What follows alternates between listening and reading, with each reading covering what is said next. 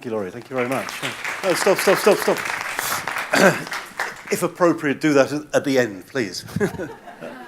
Last time I gave a talk, I was competing with Shakespeare. This time I'm competing with Scott Thornbury, and it seems that Scott Thornbury is more popular than Shakespeare. But thank you very much for choosing this talk, and I hope it's very useful to you. We've got a smaller room now, so there is scope for questions. So if you feel like I'm saying something which is controversial, or you wish me to clarify, just wave, and I'll try and interrupt and bring it into the session. What our students bring to class is their Chilean nests, their Spanish, okay? What I'm interested in is helping our students to learn English as fast as they reasonably can. Don't you agree? And what they bring to class, they bring their personalities, they bring their problems, they bring their lives, but above all, they bring Spanish.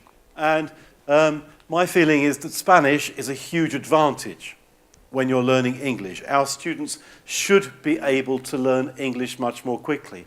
In China, for example, it takes students years sometimes to get to A2, an A2 level according to the Common European Framework. Our students should get to A2 pretty quickly.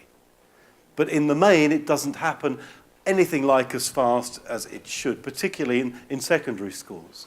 And my question is this: why don't, and this is not just a Chilean problem, it's across Latin America, from Mexico right down to Chile. It's also most of the Romance language countries, France, Spain, Italy, in Europe too. And here are some, is it because the classes are too large? Is it because motivation is low and they have too little time?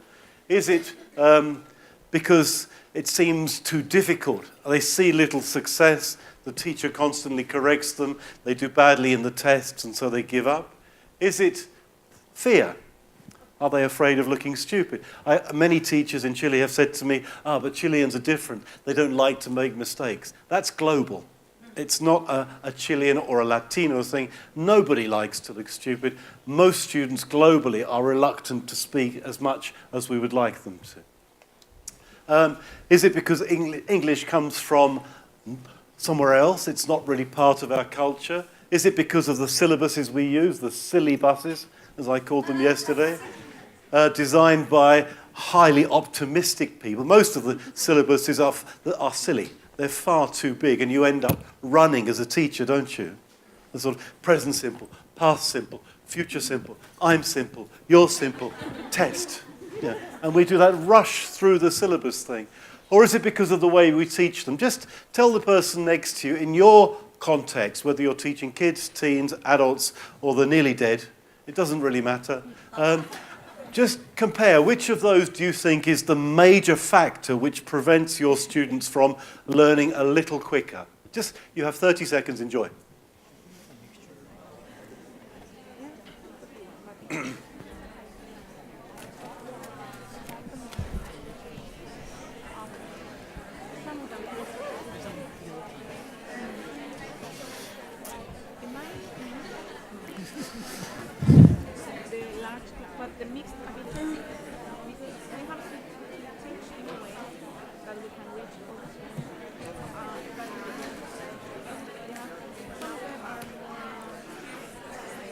Okay, because of time, I'm going to stop you there.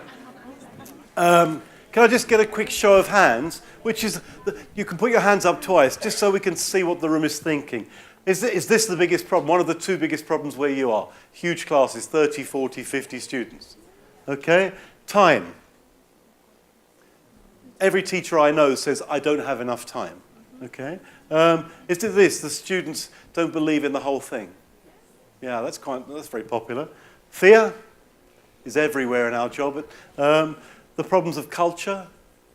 Oh, some of you got more than two hands, I think. I see the hands going up all the time. Is it the silly bus, the way we test them? Or is it perhaps the way we teach them? And my focus today is going to be on the way we have chosen to teach our students. You have to begin with your students. You can't begin with anything else. But we tend to begin with a test or a book or a syllabus. And we ask our students to fit that rather than begin with them. So the subtitle for this talk might be, Put Yourself in Your Student's Shoes. It has to be the context which dictates what we do. The only place to begin in language teaching is with students and the context. And yet we too often begin with an idealized international course book or test or syllabus or one of those things. As Scott said in his plenary, language learning is individualized. Everybody is different. It's socially situated where in the classroom. It's contextually situated here in Chile. So, what do you do when the students say to you, teacher, help, ¿cómo se dice tolerar in English? Which would you teach? Put up with or tolerate? Tell the person next to you.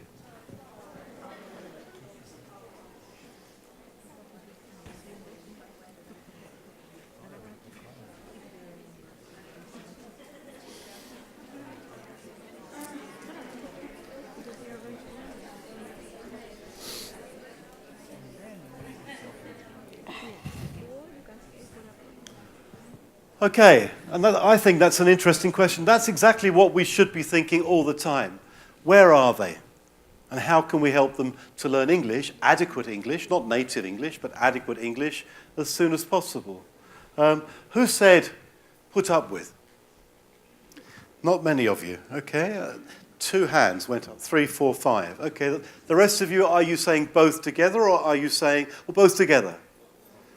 Yeah, my feeling is, that's okay at higher levels, but one form is enough for the lower levels, okay? Who said tolerate? I wonder if you would have said that in another session. It's obvious we should teach tolerate, isn't it? But at what level do you start to use phrasal verbs successfully? They learn look for, get up, the basic ones at A2.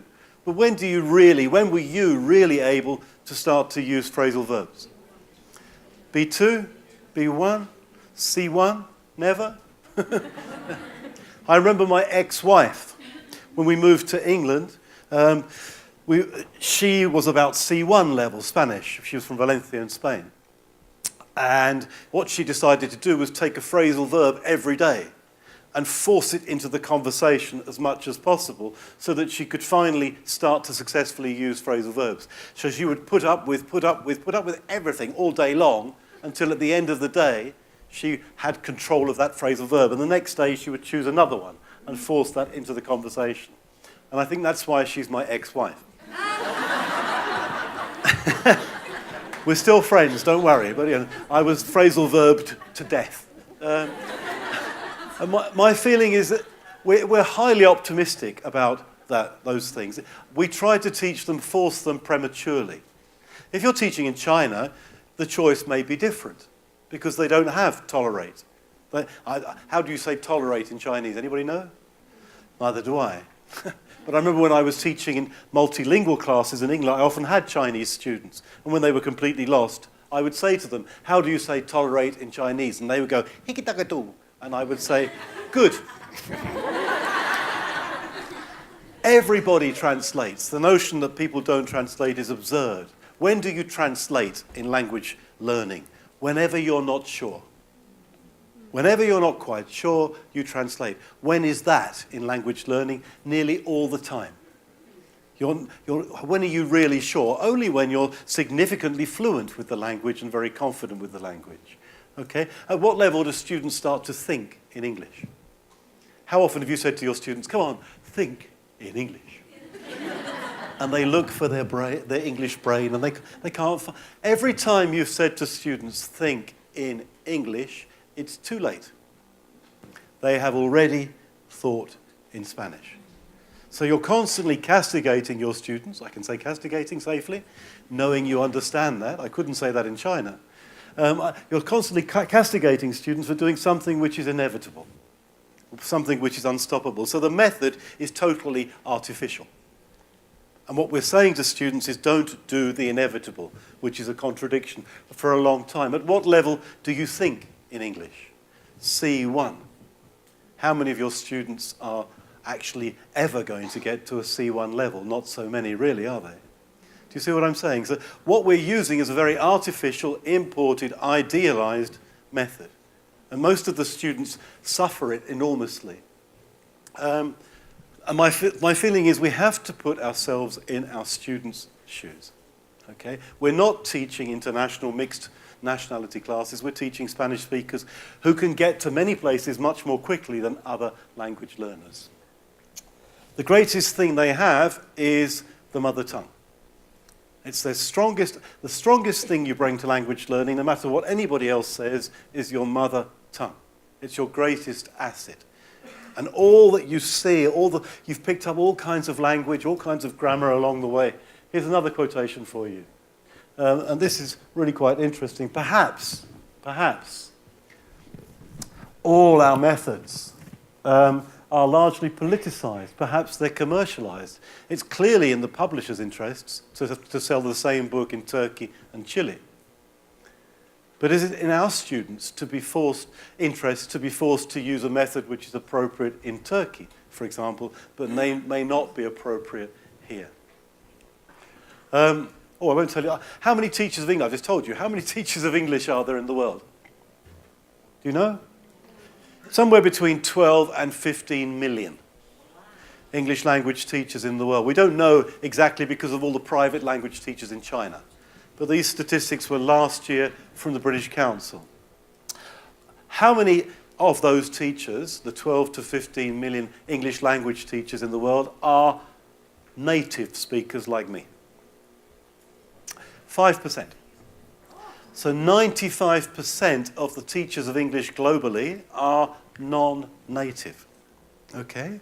What is the greatest advantage you have as a Chilean teacher is that you know the student's greatest asset, their mother tongue. You are effectively bilingual. You are able to put yourselves in your students' shoes. I've taught in China, I've taught in Russia, I've taught in Turkey, I've taught in Poland. When I come back to Latin America, my first thought is, thank God you speak Spanish. Do you teach in that way? Whenever the students say, teacher, teacher, it's the same in Spanish. What's your normal reaction? Is it, fantastic, good, aren't we lucky? Yes. Or is it, twitch? Don't do that. And I'm not you perhaps, but many of the teachers before you, it's changing fast now, thank God. But most of you who've been teaching as long as me have left that way behind. But nevertheless, you still see this sort of negativity towards association or similarity, when in fact it's their greatest single advantage. So here's some statistics for you. And the world is moving away from monolingualism. Everybody now is we're moving into a plurilingual world, and switching between the languages is what most people want to do. Some more statistics for you. Over 80% of the world's conversations in English do not involve a native speaker. Over 80% of all the English conversations globally do not involve a native speaker. I travel a lot, I'm very lucky, and I spend a lot of my time having breakfast in hotels around the world, surrounded by a Chinese person, a Turkish person, an Iraqi person, an Iranian, all these people from all over the world. They don't use phrasal verbs. They use international English. They favor words like tolerate over put up with, for example. So you need to think about the objective, you need to think about the global use of English, and you need to think about the advantages our students have and who they're going to use English with. They're not going to use it very often with native speakers statistically. It's very, very hard.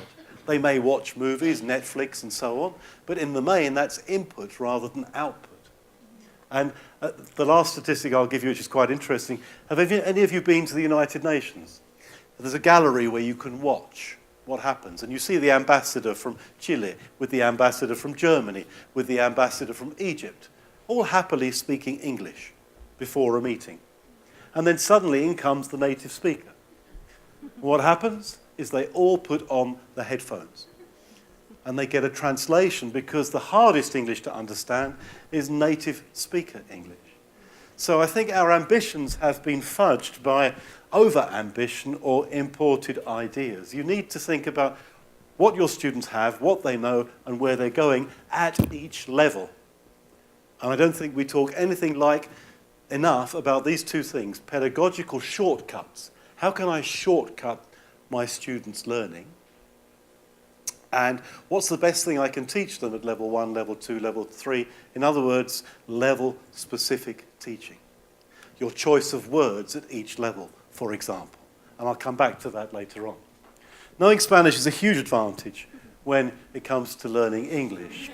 There they are. They're very similar, these languages, aren't they? Sorry, did you want to see that? You know. He has Arsenal written across his chest, and I hate Arsenal, so I've cut that off. English is very similar to Spanish. Much more than perhaps we thought. It's the only one of these languages which doesn't have stress, which is why I put the stress on every new word in all my published material, so students can have a chance. If you only take one idea from this conference, stop telling students the pronunciation of new words. Whenever they see a new word, encourage them to guess. Rather than tell them, get them to guess. Because you need to raise their instinct for the patterns of spelling and pronunciation in English. We all too quickly tell the words to students. What they need to do is guess. I'll give you an example of this. My partner now is Brazilian. She's C2. We're living in the UK. She is surrounded by English. She wrote the teacher's books for my latest books. Her English is fabulous. But she still finds words every day that she doesn't know. And she asked me, last week she asked me 3 things. She said, como se fala in Portuguese? How do you say atlas? She'd never learned the word atlas. I said, guess. And she said, oh, it's not atlas, is it? Yeah, I said, it's exactly the same. And then she said to me, what about the word involuntario? How do you say involuntario? She hadn't come across this word. Happy Christmas. It's the same in English. Have a guess. Have a guess. So, and then the last one she asked me 2 days ago was, como se fala dubio? Dubio. I said, have a guess. She said, oh, God, it's not dubious, is it? And what we should be doing is getting students to guess much more. And if they guess a Spanish word, ¿qué más da? It doesn't matter. What you want them to do is to get used to guessing, to try to expand beyond where they are, both in terms of pronunciation and form. Because so often, as you know, the higher you go in English, the more common words you find, as my partner's finding. Atlas, involuntary, and dubious last week. But she could have guessed all those words. But perhaps she hadn't got into the pattern of guessing. Do you see what I'm saying? So at the moment, we tell, the book tells, the test tests. But your students can go way beyond what they know if you don't mind them guessing between the languages. But at the moment, our method is no Spanish, think in English, is blocking that. And it's not at all helpful. If you're Chinese, you're in a different position. But if you speak Spanish, you should be able to go way into new territory much more often. And it's what students do when they go to a disco and they actually use their English in a real communicative situation to ligar. If they see somebody sexy, ooh, I can be dubious, I can atlas, I can involuntary, I can create all kinds of English when I want to be understood. But we don't let them do that in the classroom. Okay, so here are the advantages. They've got loads of advantages. The big advantage, obviously, is lexical. 58% of English is Latin-based. That's where it comes from. To me, English is a sister-in-law to Spanish. Yeah, they're not blood, but they're kind of married together. And I think of them as sisters-in-law. If you think of English as a sister-in-law, English becomes a hill and not a mountain. To our students, it's a mountain. If you build on their advantages, to Arabs, to Chinese speakers, English is a mountain. For our students, it should be a hill. Do you see what I'm saying? But our method doesn't favour their strengths. 1 in 3 words are cognates. Happy Christmas. I'll show you some examples in a second. Few of them, 10% of cognates are false, and yet we obsess about false cognates, in case students misuse the word constipated, or molest, or embarrassed. We all know the examples. We're so worried about negative transfer that we don't welcome positive transfer. But you've got 9 friends for every potential enemy. But as with so many things in Latin America, it's upside down. Instead of looking at the strengths, we worry about that little detail of negative transfer. Yeah? So reverse your teaching and celebrate every single cognate you can find, because it's your students' greatest advantage when it comes to learning English. The grammar is very similar. If you don't believe me, go and teach in Russia and China. You will come back here. Whew, thank God for that. What else? In terms of sounds, 2/3 of the sounds exist in Spanish. More if you speak, for example, Argentinian Spanish with the j sound, which you've got very strongly, and so on. Mental translation is inevitable. You cannot stop it. So celebrate it instead. And when students translate, for example, the conditionals, reported speech, the passive, and so on, there are lots and lots of advantages our students have. We'll come to that in a second. They can guess a lot. Dubio, dubious, atlas, atlas, and so on, the examples I've given you. So just guessing between languages, I think, is entirely positive. Not if they do it every single time, but when they're looking for words which sound as if they're potentially Latin. Obviously not phrasal verbs, but those longer words, the more obscure words, more often than not, they're actually words which they half have already. My question is this: does your pedagogy really embrace that and celebrate? Do your students know this? Honestly, are your students even aware of this? If they're not, you're not teaching them appropriately. Students need to know this. There are huge amounts of bilingual resources available on the internet. If you keep asking them to learn English in spite of Spanish instead of parallel to Spanish, you're slowing down learning. And the potential outside the classroom to learn English, all of the information I'm giving you, you can easily Google. And I think we should be getting students to Google all of this themselves, because it's really interesting and it's highly motivating. And in the end, it's motivation that keeps your students going.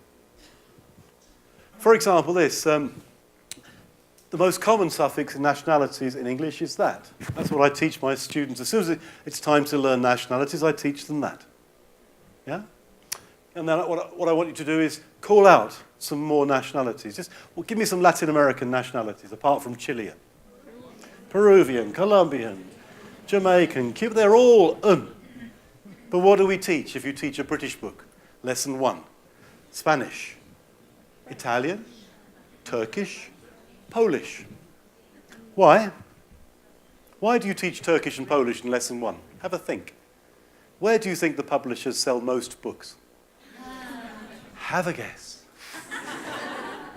These are not pedagogical choices, these are commercial choices. The biggest markets for British books, British English books in the world are Spain, Italy, Turkey, and Poland.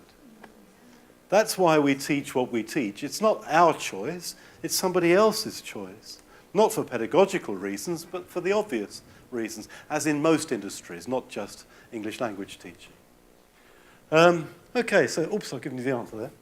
Which of those two there, just looking at those, if I hadn't begun the talk as I have, which of those two do you think are classified, according to the Cambridge corpus, as the most difficult for our students? 2 of them are classified as more difficult. Which ones do you think are harder?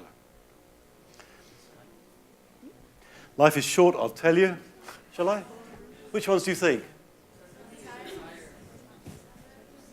Okay. They are the 2 C1. According to the Cambridge, which is the biggest learner corpus we have at the moment, those 2 are classified as C1. All of the others, what level are they, do you think? Yeah, there they are. The rest are B2. But hang on a minute. Hang on a minute. Is that the same for our students? Do you see what I'm saying? So all this international stuff we do, all these international exams which we use, don't take account of our students. If you come from a Spanish-speaking background, happy Christmas. You don't need a dictionary. You don't need a teacher, provided you've got the pronunciation. You don't need a flashcard or an image or even a contextualized sentence.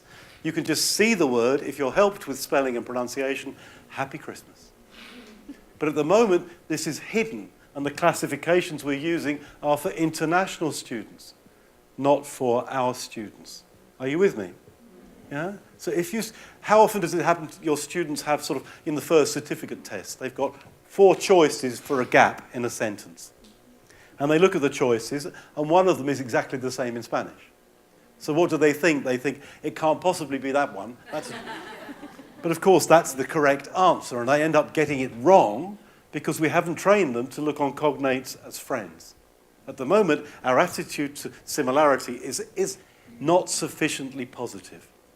We should be helping them to look at these things all the time so that they don't look on Spanish as the enemy, but actually a source of celebration. Does that make sense? Our whole explicit and implicit attitude to Spanish is all too negative. I'm not saying speak Spanish. I'm saying encourage students to look between the two languages far more often, because there are an awful lot of friends out there if they want to find them.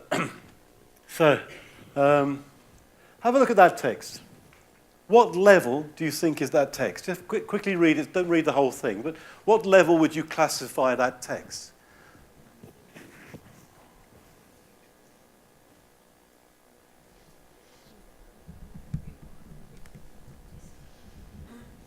Now you're second guessing me now. If I hadn't shown you what I've shown you before, I suspect many of you would say C1. Metamorphosis, complex phenomenon, prosperous neighborhoods, public-private partnerships. There's a lot of tough language in there. And I think if this were in an international test or an international course book, this would be classified as post-first certificate because of the lexis. Yeah? But in our context, it can be a B1 text because our students can read that very easily, much more easily. Yesterday I talked to you, which is the most difficult skill for our students, listening, speaking, reading, writing. And we agreed it's listening and speaking which are the most difficult ones. And we also talked about pronunciation and spelling as being the most difficult aspects for Spanish speakers. Which is the easiest skill for our students? Reading, by far. Your students can read way above the level of a Chinese equivalent level learner because of Latin, because of so many words. Our texts are not designed for our students' strengths. The reading text we give them should be more challenging because of all the Latin words. But at the moment, what you get in the lower level course books, for example, is condescending. It's over-edited, just the same as those words I showed you there would be classified according to B1, B2, C, those international categories for global students.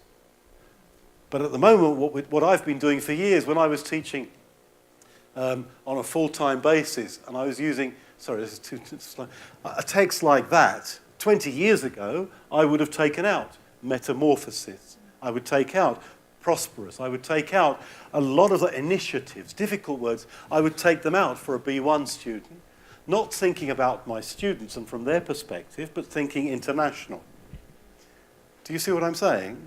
The international diet we give our students does not play to their strengths or to their needs. They need far more listening, and at the same time they can tolerate much more complex reading.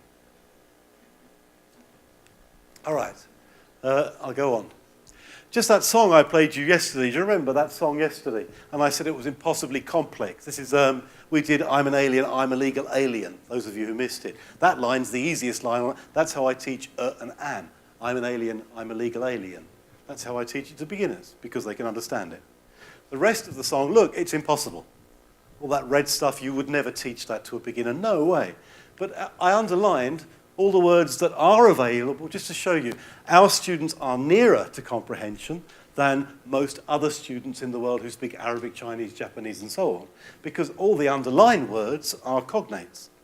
So even within a horribly complex song, and I'm not saying use the song, not at all, but you can see the advantages our students have over students from other backgrounds. Does that make sense? Yeah? So our students can go much further, they can guess much better than other students. But at the moment, because of our attitudes inherited towards mother tongue and contrast and so on, we've ended up disadvantaging our students. Asking students to look at a song text and very quickly underline all the cognates in the song is a fabulous activity. But we don't do it because we're afraid of Spanish. A lot of teachers don't believe a word I'm saying. So I was working in Mexico. You probably don't believe anything I'm saying, but never mind. I was working in Mexico last year, and I said to them, you don't believe me? Look around. And we were working in a school, and I said, make a list of all the words you can see around you. And they did. And if you look around you here, what can you see? How many cognates can you see in this room? Projector, computer. We tend to go immediately to technology when we're looking for cognate words. But look, that's what they came up with. And look, when you divide it, those, Happy Christmas. You don't need a flashcard for those words. So it's nearly 50-50. Slight majority are not cognates. But corredor in Mexican Spanish certainly is a cognate. It may not be in Spanish, Castilian Spanish. I don't know Chilean Spanish well enough. But your students have, how do you say those words in Chinese? Haven't got a clue. I would need a picture for all of those words to be sure. But in our context, we don't. So what I'm suggesting is whenever you give a lexical presentation, whatever you're teaching, just divide it into easy, celebrate. The problem here is spelling and pronunciation. And then here, it's more difficult. Yeah? That subdivision between any lexical presentation, looking for similarity. You can't do this with irregular verbs because they're all different and they're all horrible. But when you can, if you think about transport, half the transport words are exactly the same. If you think about school subjects, 2/3 of the words are very similar in Spanish, and so on. So if you've got something, use it. But at the moment, we teach everything, we get pictures for everything, and these aren't the best choices, I don't think. Or in many of our international course books, you get glossaries for words. And the students say, I don't need a glossary, it's the same in Spanish. Shh, be quiet, read the glossary. The things are not pitched well enough for our students. Here are some questions. After the talk, I'll give you a reference where you can get these questions. How many of those questions, just tell the person next to you, how many of those questions are an explicit part of your day-to-day methodology? Do you use question 1 on a daily basis? Are your students aware of this? Just yes, no, yes, no, yes, no, yes, no. 30 seconds, go.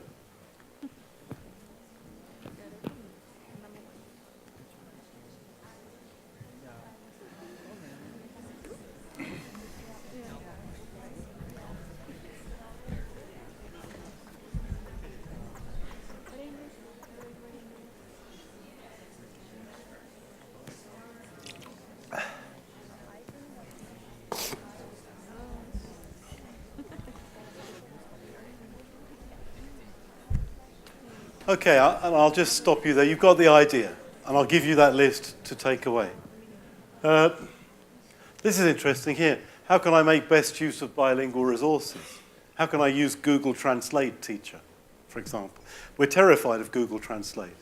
But if you just put things through once, and from Spanish to English, and then put it through again from English to Spanish, it's a very useful thing, because it can actually highlight where the problems are likely to be in terms of translation. So there's a lot of positive ways of using all of that vast technology. At the end of the talk, I'll show you what's going to happen as translation gets nearer. The best way, I said this yesterday, so I'll jump it. Just put this up on the blackboard here, something like this, at the beginning of the class, and then attack it. Just show them the typical mistake at the beginning of the class, like that. How did I learn to do this? When I was 26 with hair and good looking, I was teaching in Egypt. How would you teach Arabs? How would you begin teaching Arabs? I didn't have a clue. Yeah? So I would go in and bombard them using the method, think in English. And of course, if they weren't thinking in English, they were lost, and I wasn't a very good teacher. And after 3 months, I became aware, this is ridiculous. Here I am bombarding them with English, and I have no notion of where they are, what they're thinking, what's easy and what's difficult. I'm making everything equally difficult for them. So I finally had the wisdom at the age of 27 to ask a colleague. I was teaching reported speech. Can you imagine teaching reported speech to Arabs when you can't even speak their language? It's a little insulting, I feel. I had no notion of reported speech in Arabic. So I asked a friend, what do you do? in terms of what happens in Arabic with reported speech. Is it similar? Do they do that tense thing, or what do they do? And they said they do this, they don't do this, and they have this. Aha. So what I did, I went into class the next day, and I said, good morning, class, look at this. Don't do this, remember this. And for the first time, they looked at me and they said, Mr. Ball, because that was my name. Paul becomes ball in Arabic, that problem there. So I was Mr. Ball. For 2 years I was Mr. Ball. Now I'm Mr. Bald, which is kind of I feel it's progress, but never mind. Mr. Ball, your Arabic very good, they said to me. And I said, guys, you know I don't speak Arabic. They said, well, how you know this? How you know? And I said, well, I asked my colleagues, and they said that is the problem for Arabic speakers. And for the first time, they said to me, very good teacher. Very good teacher. You are beginning with us instead of the book and the test. And that was a turning point in my life. I was teaching these students in a completely ridiculous way, not taking any account of where they were. Do you see what I'm saying? So if you just put the mistakes on the board at the beginning of the class and attack them, you're giving the students more opportunity to self-correct sooner. I think it leads to much better learning. More self-correction sooner must lead to better learning. The sooner you do this, Penny is in complete agreement, you have to make connections, you have to translate. But the sooner you allow this to happen, the better. Where is the Spanish here? Where is the Spanish? In my head. Who's speaking Spanish? Nobody. Was I speaking Arabic? I couldn't. But I made the connection for the students so they could help themselves sooner. And they all translate anyway. So just get it done quickly. You don't need to say a word in Spanish in order to use Spanish intelligently. So that's the method I'm propagating. Quickly compare. Look at that, think. Celebrate what's similar. Be careful here. Let's go. Who's speaking Spanish? So I suggest what you build into your teaching is a pause. Look at these sentences. Mentally translate them. Don't say anything, you don't need to. Maybe you can whisper to your friend if you wish, just to check you've got the right translation. I'm not going to say a word. I may acknowledge Spanish, but I never speak Spanish with my students. I never have to. I'll show you why in a minute. But I let them make the connections immediately. Got it sorted? Have a little think. Okay, that's 10 seconds. Now let's go. And what happens at the moment is we teach through elicitation. What's this? Who understands? And the strong students are happy. Every class you teach, you have 3 levels, don't you? You have 1 or 2 strong ones. I know, teacher, I know. With their arms always in the air. I call them Wikipedia.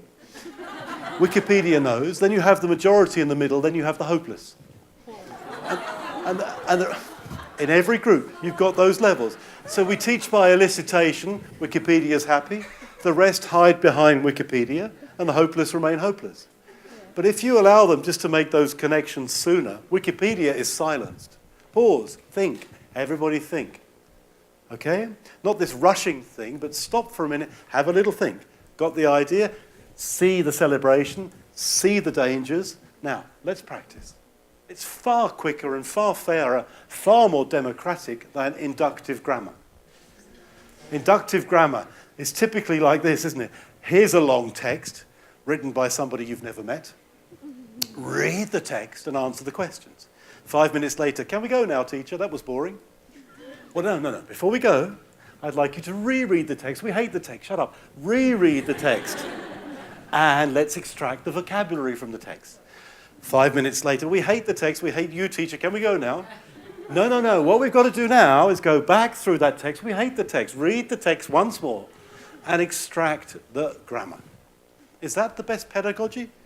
Of course not, but that's what inductive grammar is, isn't it? Let's go 3 times over the same text to get the message you could have got in 1 minute through translation. Do you see what I'm saying? So when you've got the opportunity, I suggest you use it, making mental contrast. To me, that's the original computer, and translation is like a pencil activity. You translate in pencil when you need it. When you don't need it, you erase it. So I've always thought of translation as a pencil. You translate when you're not sure, you translate at the beginning. Once you've got it, you erase it, you don't need it anymore. The myth is you have to speak the language in the class. No, you don't. You just need to make the connection. Once you've got the connection, you've sorted it out, you can get rid of the need for translation. On we go. So, just thinking from our students' perspective, which of those would you put, if I asked you to put them into two columns, easy, difficult, just which of them, from the Spanish speaker perspective, are easier or more difficult for our students? Just tell the person next to you, don't go into it too detailed, your first reaction, easy, difficult, difficult, easy, easy, difficult. Enjoy.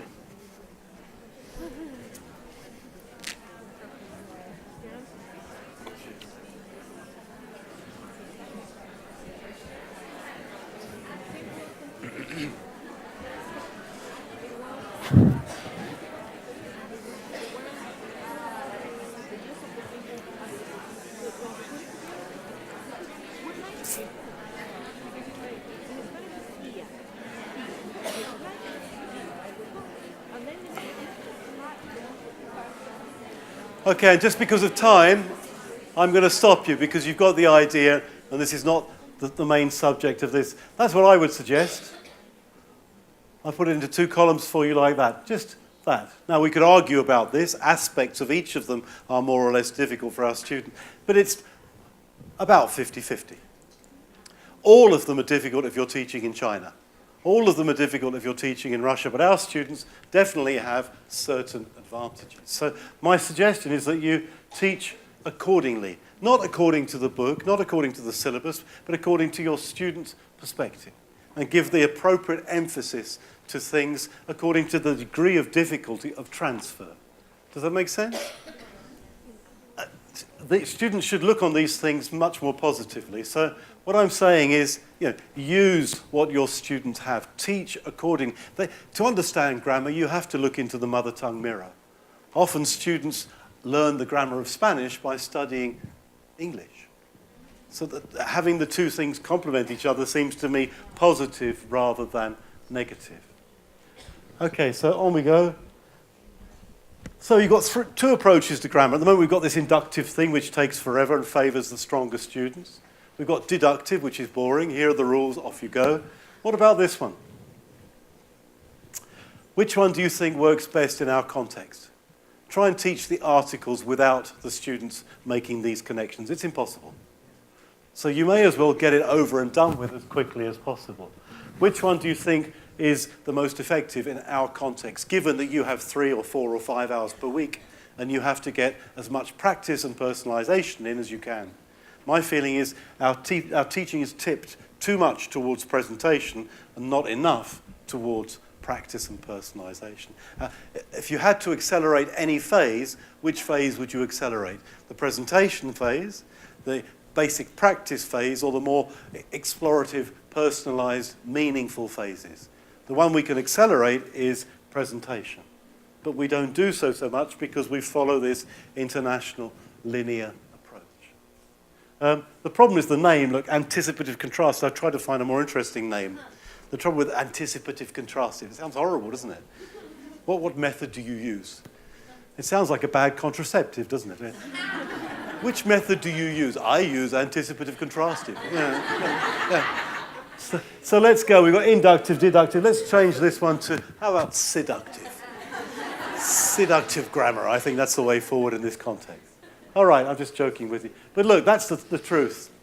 If you begin by eliminating mistakes, it doesn't mean you have to speak Spanish. I never speak Spanish with my students unless I have to or just for fun.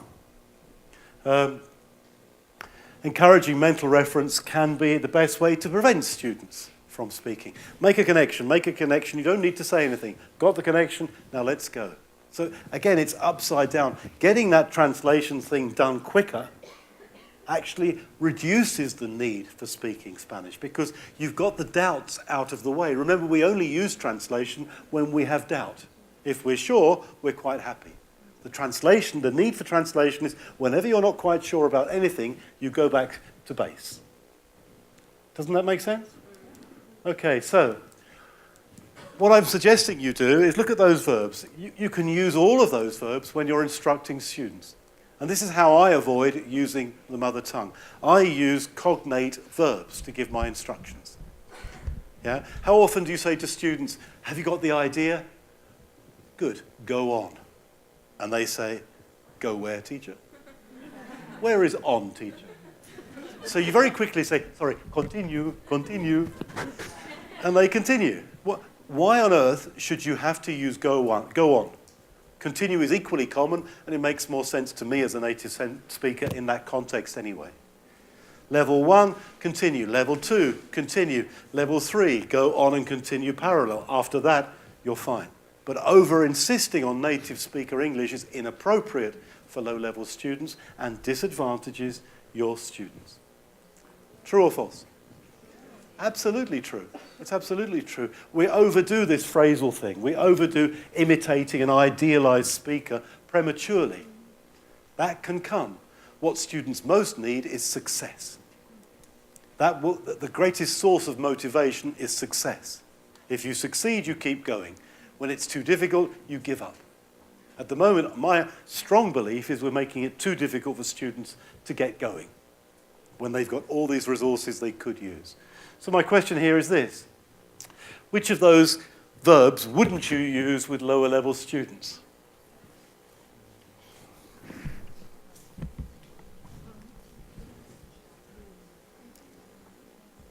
And you're probably just saying, perhaps you're saying mention, because it's quite a difficult verb, but actually it sounds exactly the same in Spanish. If you want to use it, you could, exactly.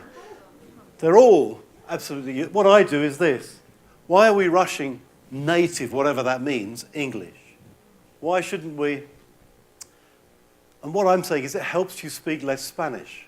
What I'm doing now, I run a lot of CELTA courses in Salvador, in the north of Brazil. Every year I run a CELTA course. The worst teachers are the natives who don't speak Portuguese, because they can't choose their words for the low levels.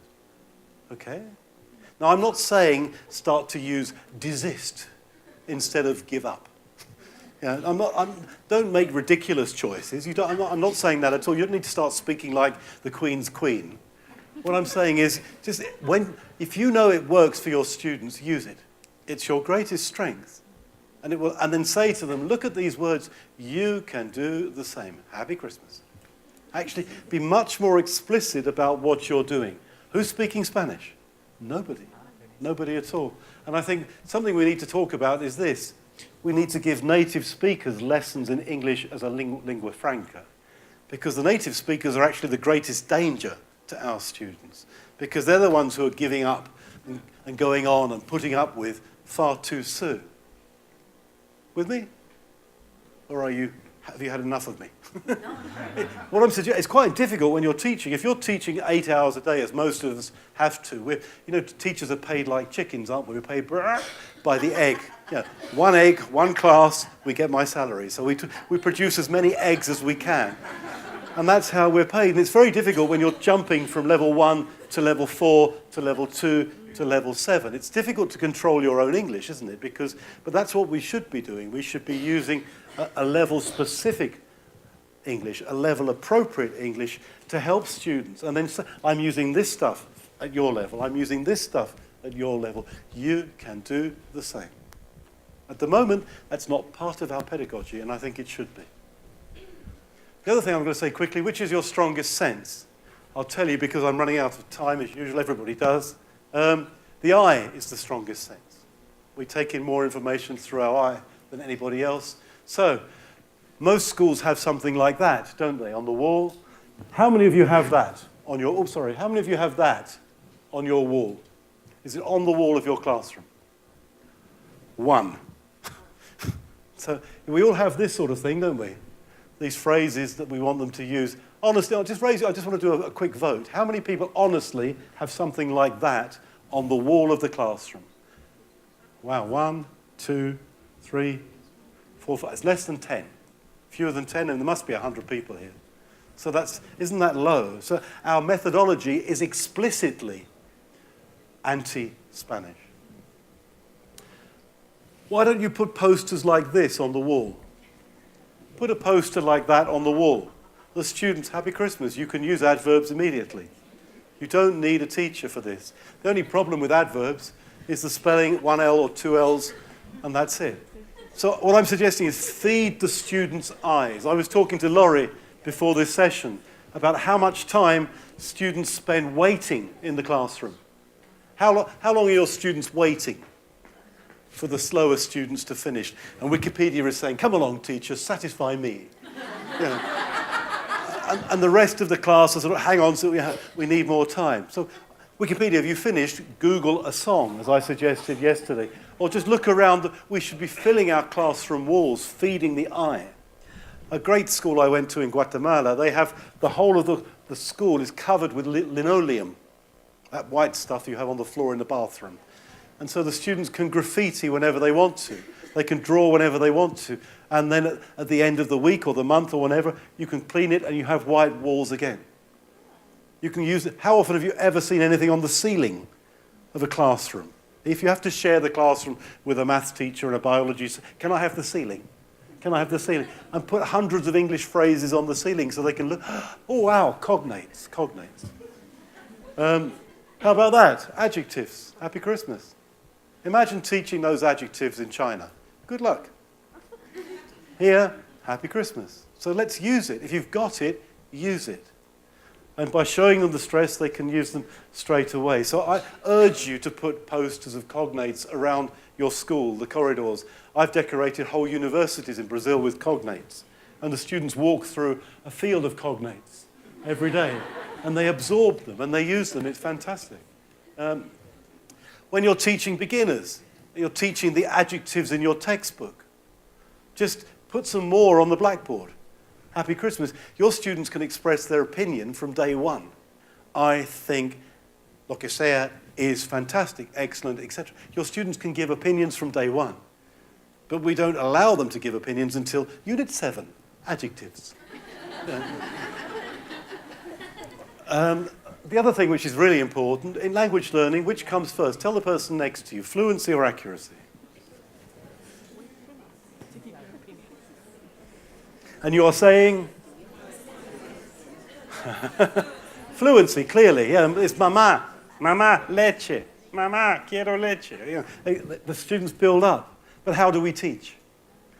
You're not going to do Unit 2 until all of you use the verb to be absolutely perfectly. It's explicit in our teaching, certainly implicit, and often explicit. So by teaching cognates, your students can express far more quickly by allowing access to all this language. What I do is I get students to collect cognates, bring them to school, make a poster. Happy Christmas. So asking students to look around them for cognates, words in products, in advertising, in subtitles, in music, wherever. If you find words, bring them to school. Let's make a poster. Happy Christmas. You can use all these words immediately. You may misuse a few. It may not be 100% right, but think about English as a lingua franca. Think about the conversations I hear in hotels.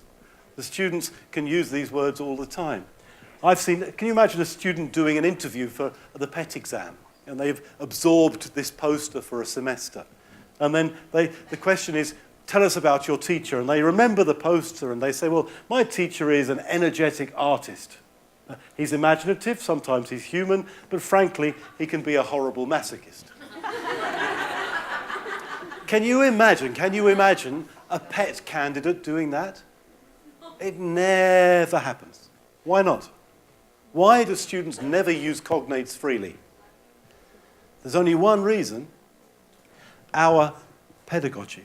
Our pedagogy explicitly and implicitly and deliberately does not or has not let this happen until now. So we have this wonderful resource, this well, this pozo of language. The students can draw from Spanish liberally and produce quite a lot of English. They can draw from music, as I showed you yesterday, all kinds of known words and phrases from music. But we say we don't have time for songs when we should be using lines. These two wonderful resources that our students have, which many others don't, we deny them for the wrong reasons, I would suggest.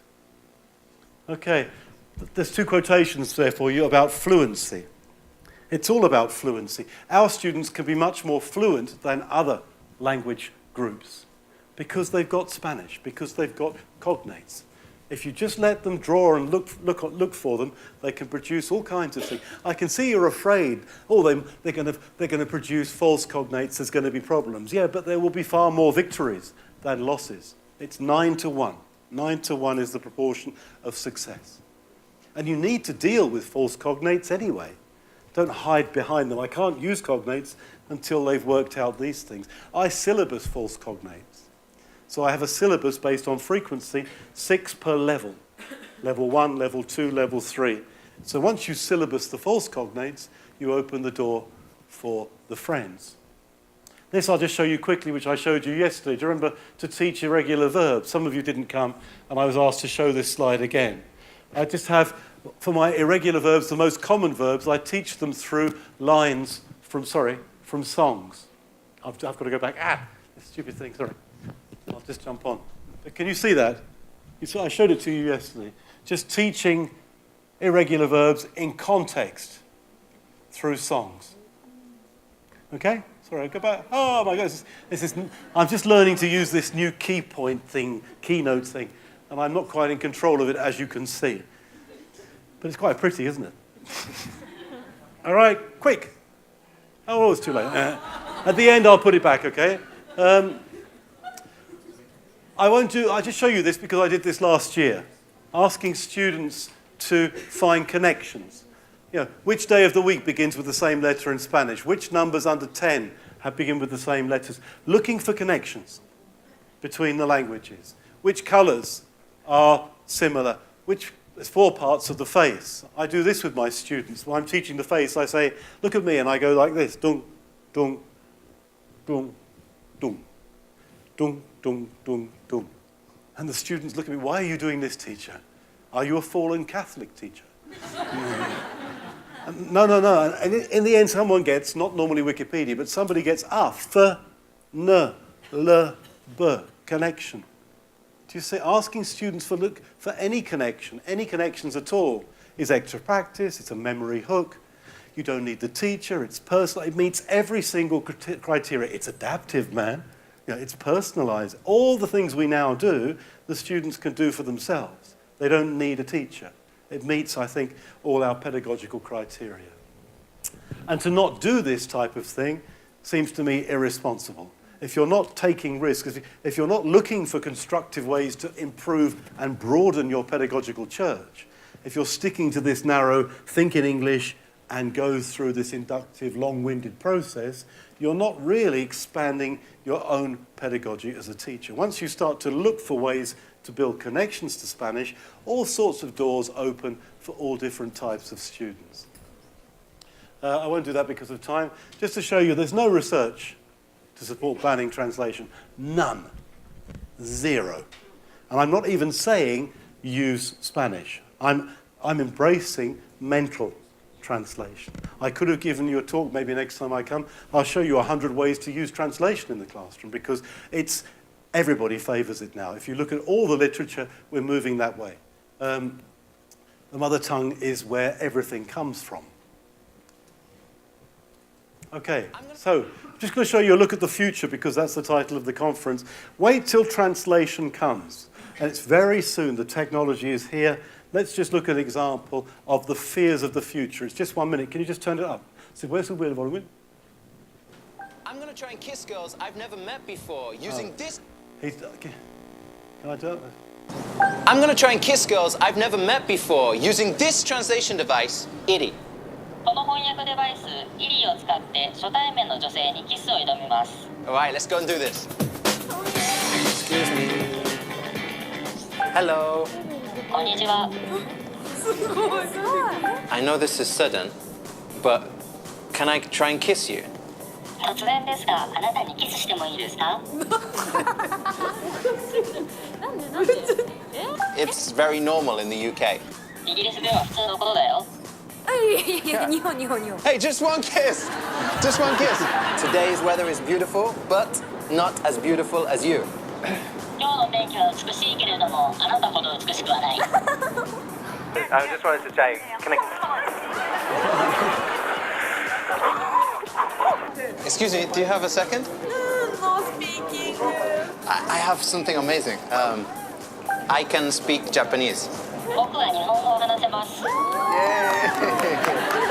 It's cool, right? I want to try to kiss with you. Yeah? Okay. I should thank your parents for making such a beautiful girl on this earth. こんなに美しい女性をこの地球に産んでくれたあなたの両親に感謝したい。 Do you understand? And I want to try and kiss a beautiful lady like you. あなたのような美しい人にキスをしてみたいです。 Yeah? Can we try? Maybe? Just a little bit? Let's try. No one's looking. Just a little bit. I'm sorry. Wow, that was amazing.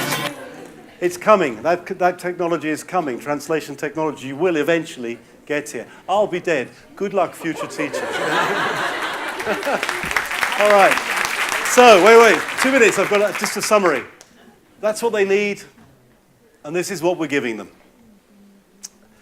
They need fluency practice, motivation, and shortcuts, pedagogical shortcuts. What we're giving them is the same old thing.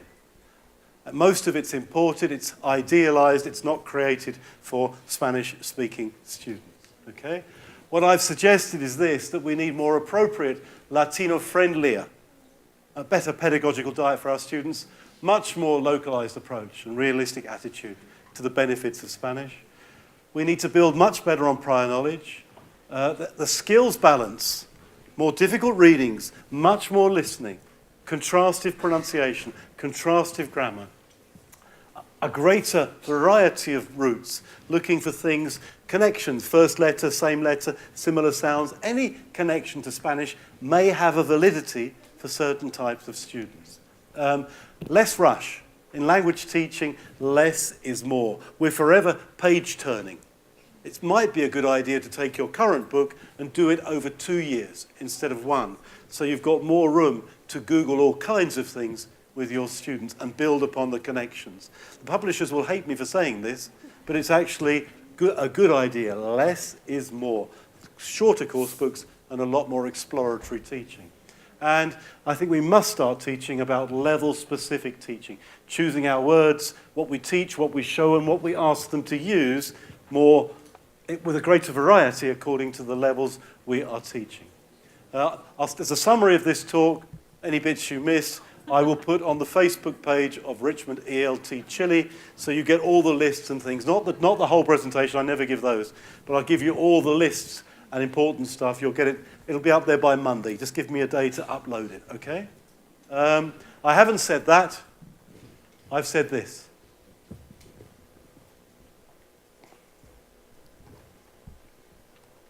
Okay? That's what I've said. That's the message. I don't want you going saying, "Ese Paul decía que." I didn't. That's the first time I've spoken Spanish.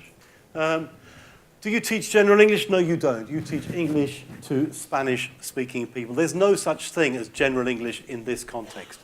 General English is in the United States, Britain, a native speaker land. In our context, we teach Spanish speakers, and we can do so much better, I believe. Thank you very much indeed.